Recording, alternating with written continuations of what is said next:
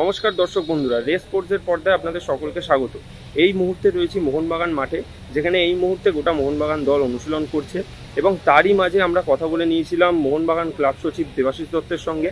আমরা সকলেই জানি আনোয়ার আলীকে নিয়ে গোটা ভারতীয় ফুটবলে একটা টানাপোড়েন চলছে এবং তারই মাঝে সাম্প্রতিক একটা এনওসি পেয়েছেন আনোয়ার আলী পিএসসি থেকে এবং সেই কারণের জন্য গতকাল রঞ্জিত বাজাজ তার সোশ্যাল মিডিয়া হ্যান্ডেলে দেবাশিস দত্তকে নাম না করেই একটি কটাক্ষ মন্তব্য করে বসেন এবং সেটা নিয়ে দেবাশিস দত্তর কাছে জানা হলে কি বললেন ক্লাব সচিব দেবাশিস দত্ত, চলুন শুনে নেওয়া যাক। আমার কাছে এখন অব্দি কোনো কিছু আসেনি, আর যেহেতু যদি এটা লিগাল ডিসপিউট হয় তো এটা এইভাবে বলাটাও ঠিক না।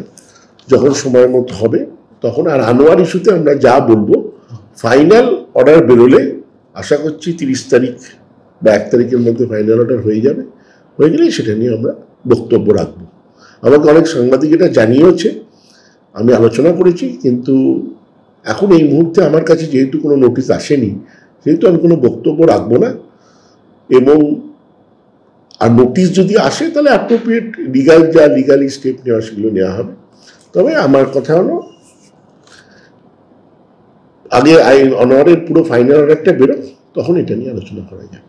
কি লিখেছে, কার সম্বন্ধে লিখেছে আমি তো জানি না, প্রথমত কোনো নাম বলেননি উনি।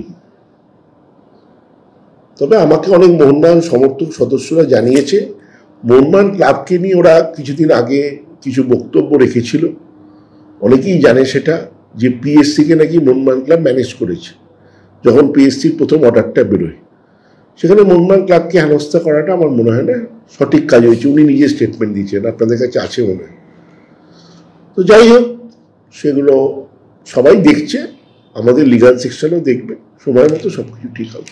মোহনবাগান মাঠ থেকে সায়ন দে, রেস স্পোর্টস।